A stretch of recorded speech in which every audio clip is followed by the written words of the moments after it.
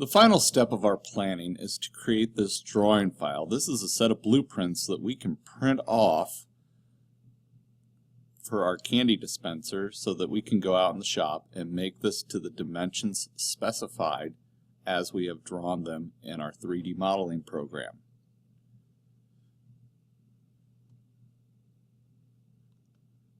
Let's look at our assembly first. This is our completed project that I showed you last time. One thing that you need to make sure of before you turn this into a drawing file is that you have the correct front view. We can do this by clicking on the front of our view cube up here. This is the view that you want to have for your front view.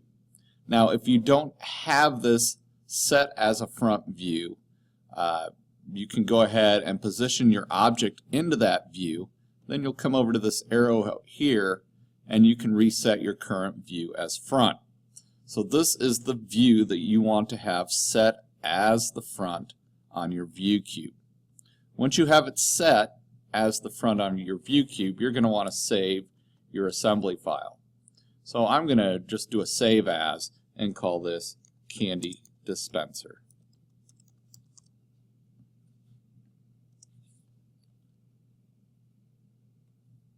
Now what I'm going to do is I'm going to go New, and I'm going to go to Standard IDW. It looks like a 3-view orthographic projection. This is what we're going to work off of. So I will select Standard IDW and Create. Once in there, we need to edit our sheet size. So over here on the model browser, we're going to want to right-click on Sheet, go to Edit Sheet, and change it from a sheet size C to a sheet size A. We're doing this because our printer does 8.5 by 11. The default sheet size C is 11 by 17, and it would just print out in multiple pages and not look good at all. And then we're going to click OK. Now we're going to go up here to Base. We're going to project a base view. So we will select Base, and this box pops up. Mine's a little off the screen.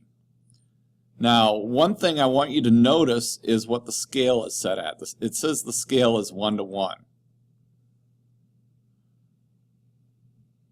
Now it's 1/4. If it's set to 1:1, I want you to notice how big the candy dispenser is. That's huge. That is not going to fit on our page.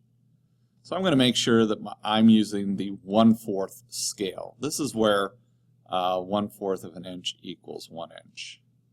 And I should be able to bring that over now. Now it looks great. Be careful not to click in that first view. Just hover it over your drawing area, or you're going to have to back up and start over. So let me drag this control box out of the way. And I'm going to bring my front view into the lower left. I will click a point. Now I will project the top view.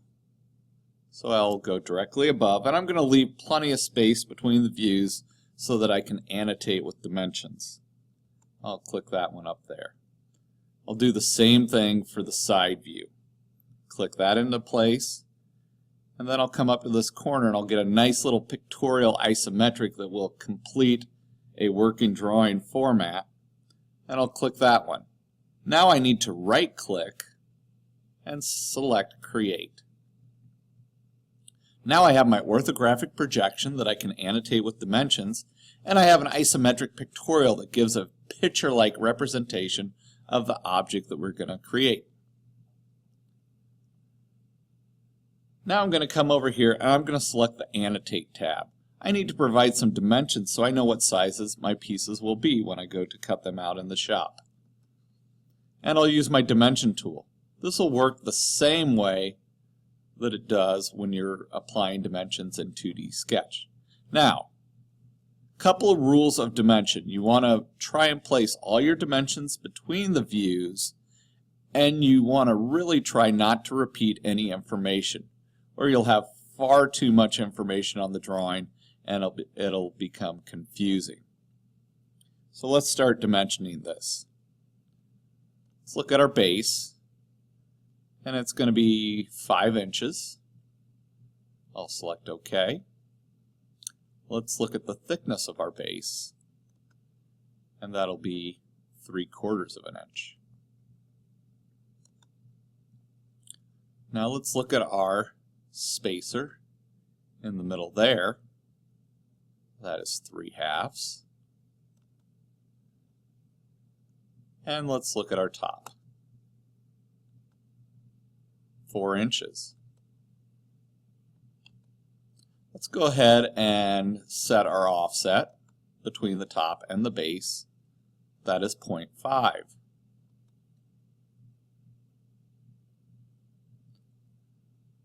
Let's do the length of our slider. Try not to let your dimensions overlap too much. 12 inches. Here we can do the thickness or the width of our spacer, 1 inch.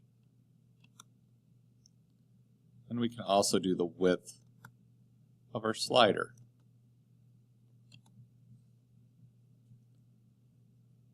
We can do the thickness of our pegs.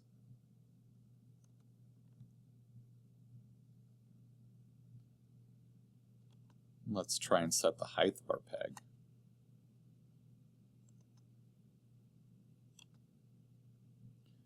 You can see that we're going to quickly run out of room. Let's try and wrap this up. We have our cutout for our notch.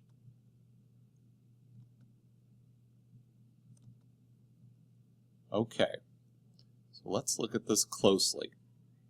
We should have enough information there so that we can create our project. Notice how we have our computer username already generated in our box, and we have the date as well. We'll want to go and do a save as, and we can call it candy dispenser.